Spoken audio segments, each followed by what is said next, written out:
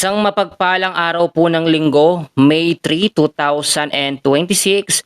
Kabayan, meron ho tayong pinaka-latest na weather update sa lagay ng ating panahon. Pero bago ho tayo magsimula, please huwag niyo po munang kakalimutan na i-like, i-subscribe, i-share ang ating update. Malaking bagay ho yun at tulong po para sa amin. So ngayon, dito po muna natin sisimulan. Meron pa rin tayong tinatawag na tropical cyclone threat potential. So ito po i-explain ko mabuti. Ito po yung tinatawag natin ng banta po, no, o banta ng bagyo na papasok po sa loob ng ating bansa ngayong buwan po ng Mayo. Aalamin ho natin lahat po ng mga detalye kung ito ba magiging malakas, magiging super typhoon, kung magkakaroon ba ng landfall scenario at yung mga lugar po na possible o posible po nitong maapektuhan. So samahan niyo ho ako sa ating update. So kung makikita niyo ho sa ating screen, sa ating mapa, meron tayo diyan dalawang senaryo, nakikita nyo po mabuti. So doon po sa week 1 natin, nung April 30 pa ito at magtatapos hanggang sa May 6, sa may bandang silangan po ng Visayas, meron pong mabubuong LPA dyan sa labas ho ng ating Philippine Area of Responsibility. Bagamat from low chance, sa ngayon ho ito ay naging medium chance na or katamtaman na ang kategorya para maging isang bagyo, tropical depression or mahina bagyo, itinuturing pa rin natin yan na banta para sa buwan po ng Mayo. At yung lahat po ng mga katanungan ho ninyo, sasagutin po natin mamaya isa-isa.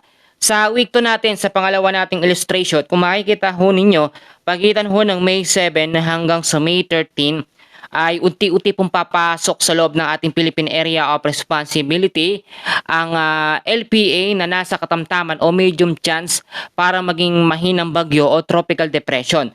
So once po na pumasok ito sa loob ng ating bansa sa Philippine Area of Responsibility natin, hindi ito sa ngayon nakikitaan ng direkta pong paglandfall, no? Kasi meron ho tayong dalawang senaryo at ito ipakita ko ulit, no? Alam niyo, babalik-balikan talaga natin itong mga senaryo na ito para din lagi ko yung maabisuhan at palalahanan, no? At mamaya lahat ng katanungan ho ninyo sasagutin ho natin. So yung unang senaryo natin, tignan niyo sa screen mabuti mga kaibigan. Ang posible pong mabuo yung bagyo na nasa silangan. At ito po ay papasok sa loob ng PAR, May 7 to 14, yung po yung sinasabi natin sa forecast kanina. At may chance pong mag-record pasilangan patungo po sa bahagi ng Japan. Yung pangalawang track or scenario number 2 natin, kapag nabuo po sa bahagi ng Western Pacific ang LPA at naging bagyo po, papasok po sa loob ng PAR at tatama sa Central Luzon. At pagkatapos nun, tutungo po sa bahagi ng South China Sea. So, dalawang senaryo lang naman ang ating minomonitor dito and hopefully, yung track and scenario number 1 ang mangyari, which is magre-record po yung bagyo na papasok sa loob ng ating PAR at didiretso po pasilangan patungo po sa bahagi ng bansang Japan. So ngayon po mga kaibigan ko, mga kababayan, silipin natin yung ating tinatawag po na live weather system or forecast at palalaman nyo na sa ngayon o sa kasalukuyang update natin, wala tayong bagyong anumang minomonitor sa loob at sa labas ng ating bansa. At ngayon po ay sobrang maalinsangan at mainit pa rin na panahon ang ating mararanasan dahil po sa easterlies, no? Tignan nyo pong mabuti sa ating mapa. Wala tayong bagyo sa loob at sa labas ng ating bansa pero nandito pa rin ang sirkulasyon ng hangin sa may bandang silangang parte po ng ating bansa.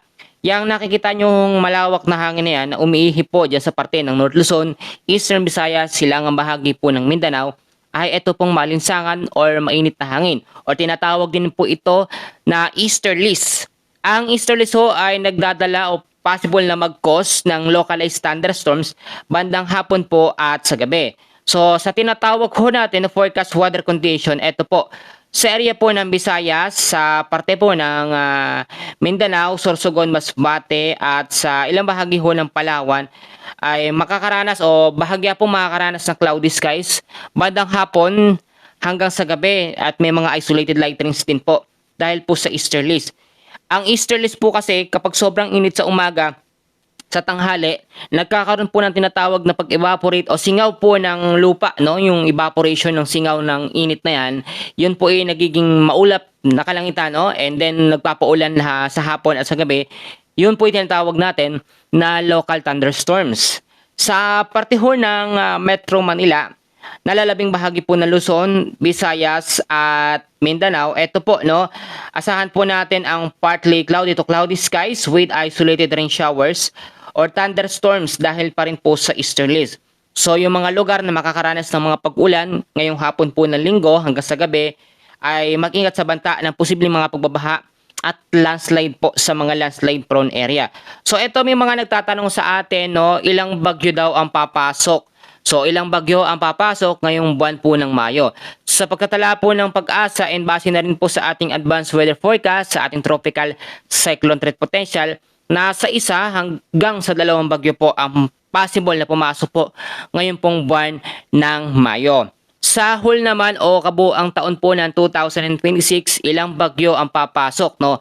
So ito po, and ayon na rin sa pagkatala ng Pag-asa, nasa 19 hanggang 20 po na bagyo ang papasok at nakakadalawa na ho tayo.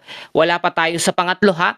Yung Kaloy o bagyong Kaloy, wala pa po yon kasi yung huling bagyo na ating monitor, yung Super Typhoon Sinlaco, hindi yung kinoconsider na bagyo po sa loob ng ating bansa. At ito pa po yung isang karaniwang lagi pong itinatanong sa atin, tapos na ba ang tag-init, no? Bakit kasi laging may lumalabas na mga update about sa weather, may mga bagyo daw pa parating. So ito po, hindi pa naman talaga actually totally tapos ang summer season o tag-init, pero nandoon na tayo sa transition period. Pero syempre nilinaw po ng Pag-asa na mahaba talaga yung El Nino. Mararanasan po yung bugso, tinatawag din natin na Super El Nino, and or sa late 2026, no, yung pagkatapos po ng 2026. Ganun kasi yung nangyayari.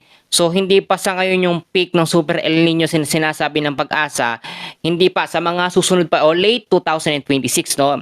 Sana ho medyo malinaw sa atin yon para hindi po tayo naguguluhan. Kasi bakit nga sobrang init tapos bigla na lang may bagyo. So yung transition nangyayari yan kapag may mga pag-uulan po sa hapon po at sa gabi.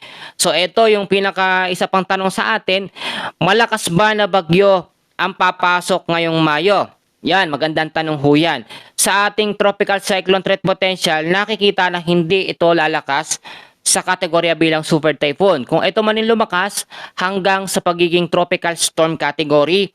At alam naman natin, pag ganitong iisa lamang yung ating weather system, ito pong easterlies lamang at wala tayong habagat, hindi natitrigger yung mga bagyo para lumakas. Walang nade-develop po na ibang hangin para magpalakas dito sa bagyo na papasok po sa loob ng ating bansa.